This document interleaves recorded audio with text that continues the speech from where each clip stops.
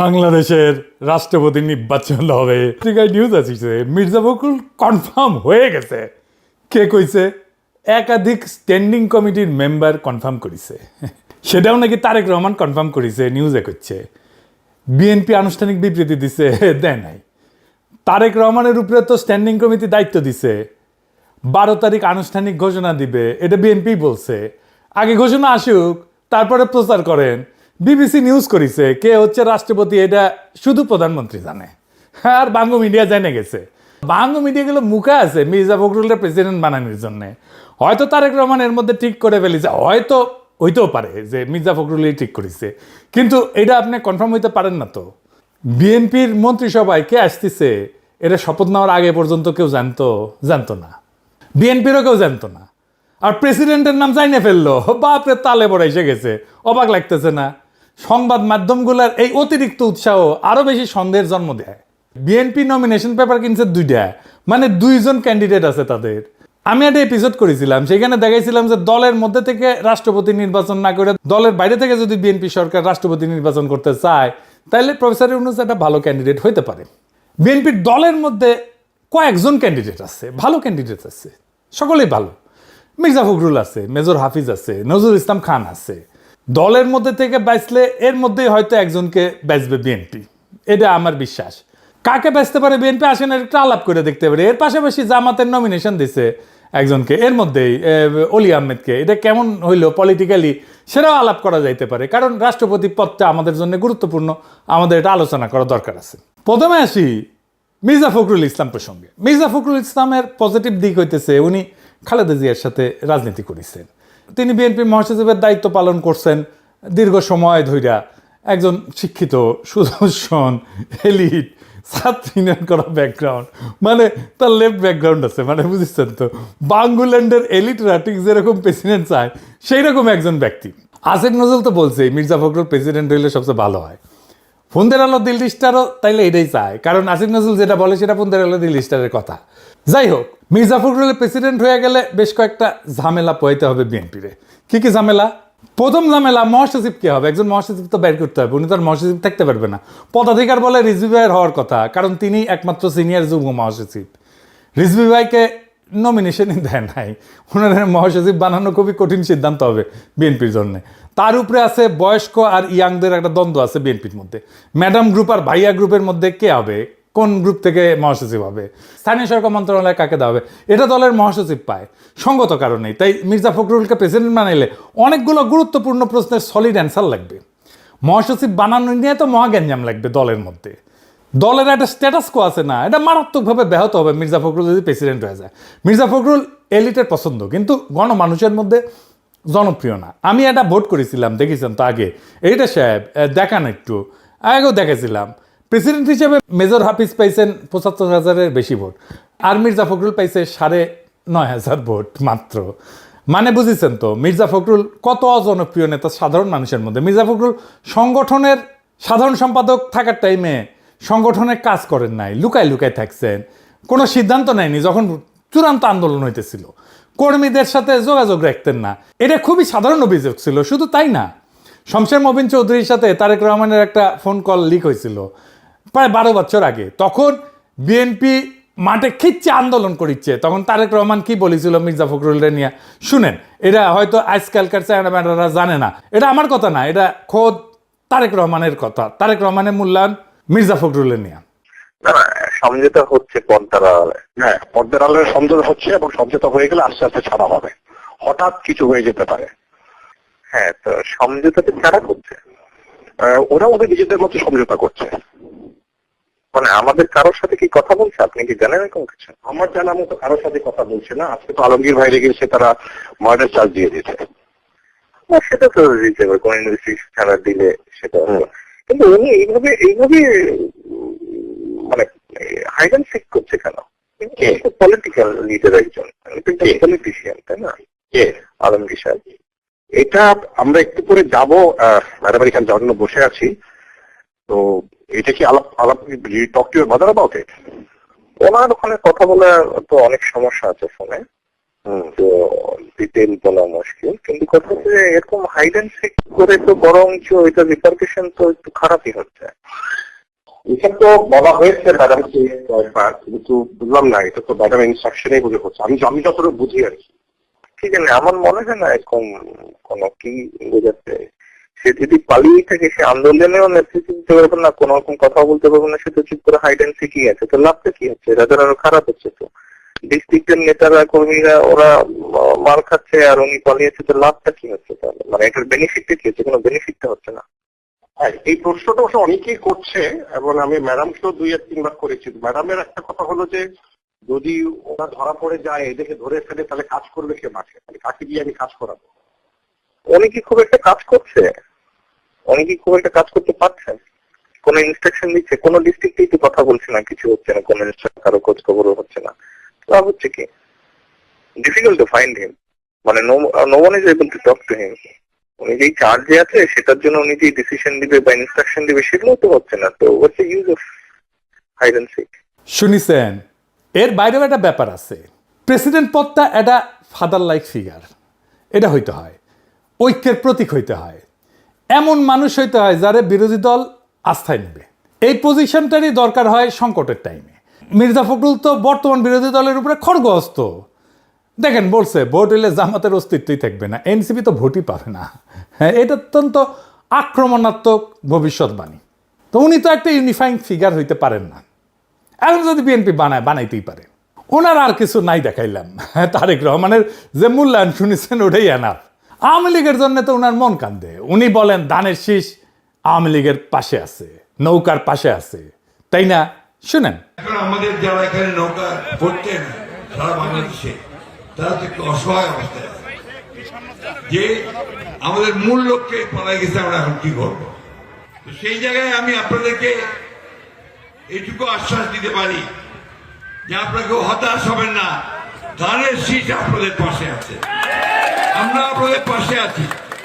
আমরা বেঁচে থাকতে আপনাদের গায়ে কেউ ফুলের টোকাও দিতে পারবে না। শুনেছেন? শুধু তাই না, মুজিবের জন্য ওনার পরাণ কান্দে। দেখেন, আমার খুব খারাপ লেগেছে যখন আমি দেখেছি বিজয় সরণির সামনে শেখ মুজিবুর রহমানের যে মূর্তিটা ছিল, দেখি অসংখ্য মানুষ সেই মূর্তিকে দড়ি বেঁধে টেনে হিঁচড়ে ফেলে দিচ্ছে। খারাপ লেগেছে কেন? যে তিনি তো আমাদের নেতা ছিলেন, তাই না? স্বাধীনতা যুদ্ধের সময় তো তার বিরাট ভূমিকা ছিল। এই লোকটাকে এই হাসিনা কত ছোট করে ফেললো যে আজকে তারও মূর্তি নামিয়ে ফেলতে, তার জন্য সম্পূর্ণভাবে হাসিনা দায়ী। শুনেছেন? খুব ব্যথা পেয়েছেন উনি। হাসিনার জন্য শরীয়দ্দির বডিগার্ডের সমস্যা হইতেছে, তাই উনি দুঃখ একেবারে পরাণ পাগল পাড়া হয়ে গেছে।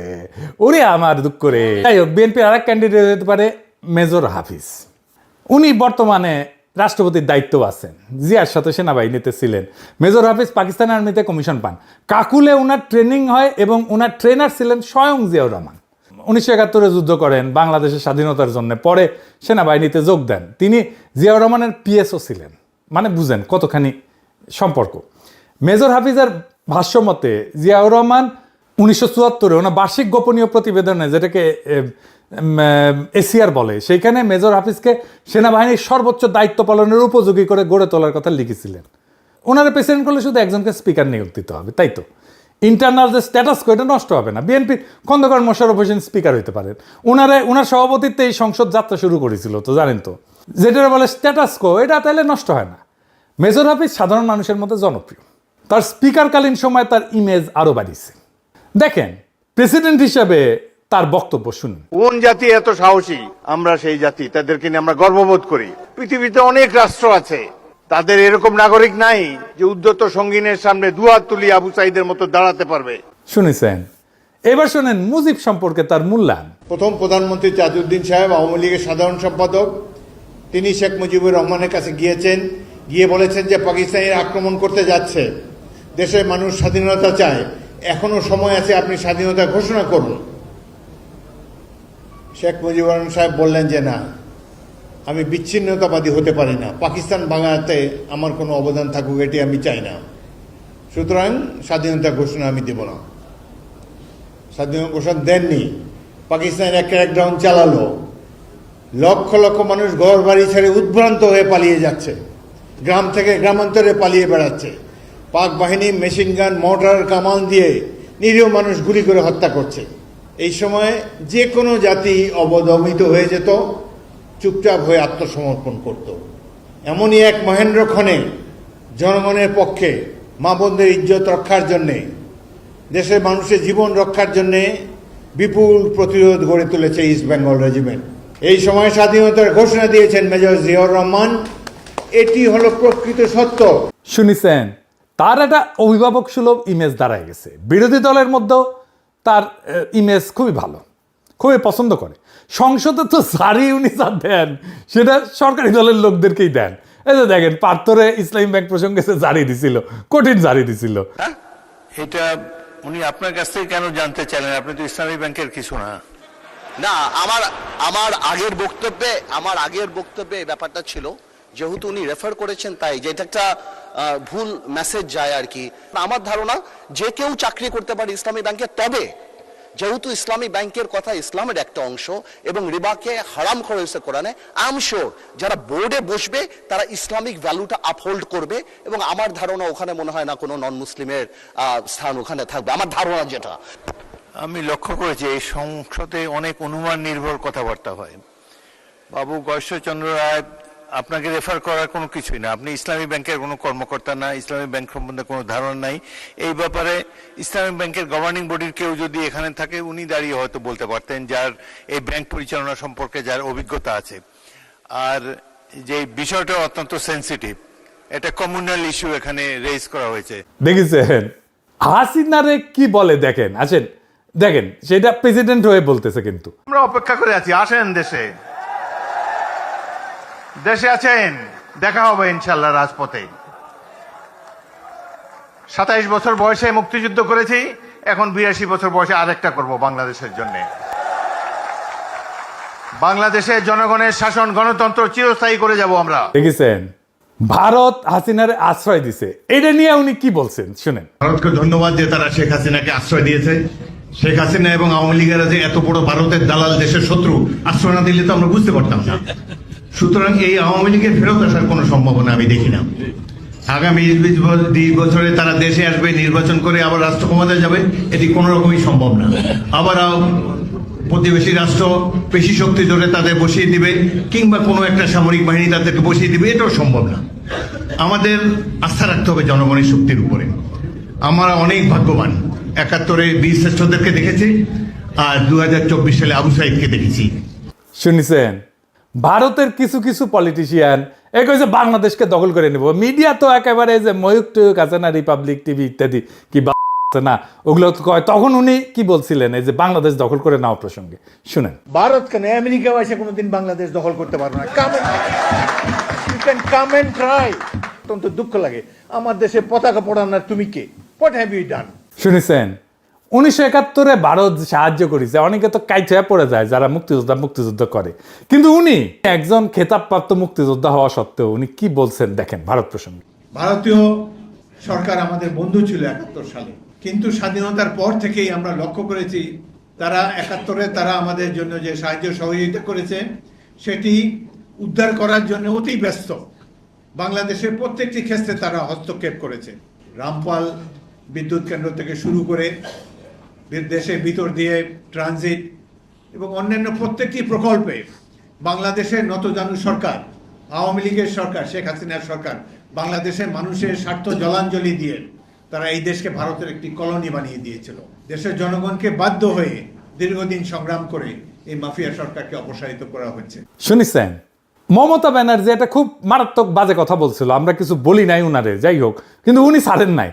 বাংলাদেশের সংখ্যালঘুদের উদ্ধারের জন্য মমতা একটা উক্তি করছিল, সেটার বিরুদ্ধে কি বলছিলেন উনি, এটা শুনেন। মমতা ব্যানার্জিকে ভালোই মনে করতাম, সৎ, ভালো মহিলা, সাদাসিধা চাল চলন। তিনি পর্যন্ত বলেছেন শান্তিরক্ষী বাহিনীকে আমন্ত্রণ জানাতে চান বাংলাদেশের সংখ্যালঘুদের রক্ষা করার জন্য। কত বড় মিথ্যাচার! আমরা প্রত্যেকটি বাংলাদেশি নাগরিককে সামরিক ট্রেনিং দিয়ে প্রস্তুত করব যুদ্ধের জন্য। শুনেছেন, তারপরে ধরেন আমাদের পানির ন্যায্য হিস্সা ভারতের প্রসঙ্গে কি একটা স্পষ্ট পলিটিক্যাল স্ট্যান্ড উনি নিছিলেন, শোনেন। 54টা নদী ভারতের মধ্যে দিয়ে প্রবাহিত হয়ে বাংলাদেশে প্রবেশ করেছে। প্রত্যেকটি নদীতে অন্যায়ভাবে ভারত সেখানে বাঁধ নির্মাণ করেছে, যে বাঁধ নির্মাণের ফলে আমাদের কৃষক ন্যায্য পানি পাচ্ছে না। আমি পানি সম্পদ মন্ত্রী হিসাবে সবসময় বাংলাদেশের মানুষের ন্যায্য দাবি বলিষ্ঠভাবে তুলে ধরেছি। তাদেরকে বলেছি, আপনারা পরিবেশের ক্ষতি করছেন, বাংলাদেশের কৃষকদের ক্ষতি করছেন, সুতরাং অবিলম্বে প্রত্যেকটা নদীতে আমরা প্রত্যেকটা অভিন্ন নদীর পানি ভাগাভাগির জন্য আমি উদ্যোগ গ্রহণ করেছিলাম। তিস্তা নদীর পানি ভাগাভাগির জন্য আমরা একটা সিদ্ধান্ত উপনীত হয়েছিলাম। শুনেছেন? মানে আমি উনার যত ক্লিপ দেখতেছি, আমি দেখতেছি উনি খালি পজিটিভ কথা, পজিটিভ আমাদের কথাই বলতেছেন। মনে হচ্ছে আমাদের মাউথ পিস হিসেবে উনি কথা বলতেছেন। ওনার দুইটা নেগেটিভ পয়েন্ট তা আছে, একটা খালিদ মোশাররফের সাথে উনি কু করতে যাওয়া, আর 111-এর টাইমে বিএনপি ভাঙতে যাওয়া। তো উনি আপনার ইমেজ যে লেভেলে পুনরুদ্ধার করছেন সেটা অবিশ্বাস্য। আমার মতে উনি একটা ইউনিফাইং ক্যারেক্টার হইতে পারেন। আমার ব্যক্তিগতভাবে ডিপ রেসপেক্ট আছে এই লোকটার প্রতি, আমি এটা লুকায়ও না। উনি প্রেসিডেন্ট হইলে আমি খুশি হব ব্যক্তিগতভাবে, কারণ উনি একজন প্রেসিডেন্ট ম্যাটেরিয়াল বাংলাদেশের জন্য। এইবার আসেন জামাতের রাষ্ট্রপতি ক্যান্ডিডেট প্রসঙ্গে একটা আলাপ করি। আমরা তো সবাই জানি যে জামাতের প্রার্থী জিতবে না। তো এই মনোনয়নটা একটা প্রতীকী মনোনয়ন, যে আমরা কেমন ধরনের লোককে রাষ্ট্রপতি পদে চাইতেছি, কেমন ধরনের লোককে রাষ্ট্রপতি পদে মনোনয়ন দিলাম। তাহলে এমন একজনকে দেওয়া দরকার যে জামাত এনসিপির ইমেজ বাড়াবে, তাই না? কিন্তু দিল কাকে? অলি আহমেদকে। আসেন অলি আহমেদের একটা বক্তৃতা দেখি চট্টগ্রামে। রাজাকার এবং স্বৈরাচার বেগম খালেদা জিয়া মাত্র 1/3 জনগণের প্রতিনিধিত্ব করে। সুতরাং 2/3 প্রতিনিধিত্বকে বাদ দিয়ে আপনারা কখনোই আজউদ্দিনের নেতৃত্বে কাজ করতে পারেন না। আর বিএনপিতে চলে গেলে 0 হয়। আরে বেগম জিয়া দেখে যাও চট্টগ্রামের মানুষ আজকে কি করে। দেখেছেন? এটা 111-এর সময় বক্তৃতা। 2006 সালে খালেদা জিয়ার তারেক রহমানকে উদ্দেশ্য করে বলছিলেন, মা ভালো হইলে ছেলে খারাপ হয় কিভাবে, দুইটাই বদমাইশ। চিন্তা করেছেন? মুখের লাগাম নাই তো তার। এমন একটা মানুষকে, আজ টাইপের মানুষকে প্রেসিডেন্ট ক্যান্ডিডেট করছে জামাত এনসিপি। সে নাকি প্রথম চট্টগ্রামে বিদ্রোহ করেছিল, সেটাও সে কয়।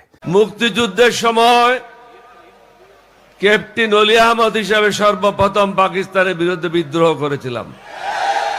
চট্টগ্রাম সেনানিবাসে গোলাগুলি শুরু হয়েছে, 8ম বেঙ্গল সেনাদেরকে নিয়ে আমি বিদ্রোহ করি। মুক্তিযোদ্ধা তাই 7 খুন মাপ। জামাতের 71 নিয়ে একটা হীনমন্যতা আছে, তাই মুক্তিযোদ্ধা দেখলে ক্যাট হয়ে পড়েছে। সাতক্ষীরা একটা মুক্তিযোদ্ধা এমপি কি পরিমাণে বেইজ্জত হইল না, তাও শিক্ষা হয় নাই ওদের। তারা যদি একজন নন পার্টিজান কাউরে নমিনেশন দিত, তাইলে সেটা পলিটিক্যালি ইউজ করতে পারতো। ধরেন সে যদি দিলারা আপারে দিত, তাহলে পরে নারী নেতৃত্ব নিয়ে প্রশ্ন করলে বলতে পারতো, আরে আমরা তো আমাদের প্রেসিডেন্ট ক্যান্ডিডেট করছিলাম একজন নারীকে, আপনারা কি বলেন এই সমস্ত কথা। নন পার্টিজান কাউরে করলে বিএনপির উপরে একটা চাপ সৃষ্টি হইতো, যে বিএনপিও তাহলে একটা নন পার্টিজান কাউরে নমিনেশন দিক। কইতো যে দেখো আমরা তো দলের কাউরে দেই নাই, তোমরা কেন দাও না, তোমরা দলের বাইরে দাও। বদিউল আলম মজুমদারকে করতে পারতো, মাহমুদুর রহমানরে করতে পারতো। কেউ রাজি না হইলেও লাভ হইতো, তখন করুণ মুখ করে মিডিয়ারে কইতো, আমরা তো বলছিলাম, প্রস্তাব করছিলাম, আমাদের প্রস্তাব না বুঝছেন, ওনারা কেউ গ্রহণ করলো না। এতেও মানুষের সমবেদনা পাইতো। মানুষ বঞ্চিত পরাজিত মানুষকে ভালোবাসে, বিজয়ীকে ভয় করে প্রকাশ্যে, কিন্তু ভালোবাসে পরাজিতকে, বঞ্চিতকে। আমি মাইরা ফাটায় ফেলছি, আমি মাইরা ফাটায় ফেলছি, এটা যদি কেউ বলে দেইকা ভয় পাবে, পিঠ চাপড়ায় দেবে, কিন্তু কেউ তারা ভালোবাসবে না। আর দেখেন আমাদেরকে মারছে, আমার কিন্তু কোনো দোষ নাই, আমি কিচ্ছু করি নাই, এই কথা যে বলবে তার প্রতি মানুষের সিম্প্যাথি আসবে, সমবেদনা আসবে। এটাই হিউম্যান নেচার, এটাই মানুষের চরিত্র, ক্যারেক্টার। এই জন্যই ট্র্যাজিক নায়কেরা মানুষের এত প্রিয় হয়, কারণ সে তো নিজে পদে পদে পরাজিত হয়। দুনিয়ার বেশিরভাগ মানুষের জীবন তো পরাজিতর জীবন, বিজয়ীর জীবন না। তাহলে কি পাইলো এই নমিনেশনে জামাত এনসিপি? আজকে একজন ফোন দিয়ে কইতেছে যে, আমি নাম বলি না কারণ আপনারা সবাই তারা চেনেন, কইতেছে আপনি তো পোলাপানদের নষ্ট করছেন। আমি কইলাম কেমনে নষ্ট করছি? কয় যে হাসনাত আবদুল্লাহরে কইছেন জোহরাম মামদানি। আমি কইলাম তো তাই তো বলবো, তরুণদের উৎসাহ দেয় তো বুড়াদের কাজ। একজন তরুণ যদি কাজ করে আনে যেটা একেবারে ট্র্যাশ, কিছুই হয় নাই, বালচাল হয়েছে, তো আমি কি বলবো যে কি বালটা করে আনছো? তা তো বলবো না, বলবো ভালোই করছো, অনেক পরিশ্রম করছো, আসো আমরা দেখি একসাথে কিভাবে এটাকে ইমপ্রুভ করা যায়। তাই তো, এটা তো আমাদের কাজ। আমি সেই ভূমিকায় পালন করি, নানাভাবে উপদেশ দিই, পরামর্শ দিই, চেষ্টা করছি, আমি উৎসাহ দিছি, সমর্থন দিছি। তারা নেয় নাই সেটা তাদের ব্যাপার, এখন এর দায় তো আমার না। যাই হোক, আর একদিন পরে আমাদের সমস্ত অপেক্ষার অবসান হবে। দেখা যাক কাকে আমরা রাষ্ট্রপতি হিসাবে পাই। আমাদের পরবর্তী নির্বাচন তত্ত্বাবধায়ক সরকারের অধীনে হবে এবং রাষ্ট্রপতির একটা ক্রুশিয়াল ভূমিকা থাকবে, এটা আসতেছে। সেই জন্য এই পদটা আমাদের জন্য গুরুত্বপূর্ণ। তাই এই পদে কে আসবে সেটা আমাদের জন্য জানা জরুরি, আলাপ করা জরুরি, সব দিক বুঝে দেখা জরুরি। ইনকিলাব জিন্দাবাদ, আজাদি জিন্দাবাদ।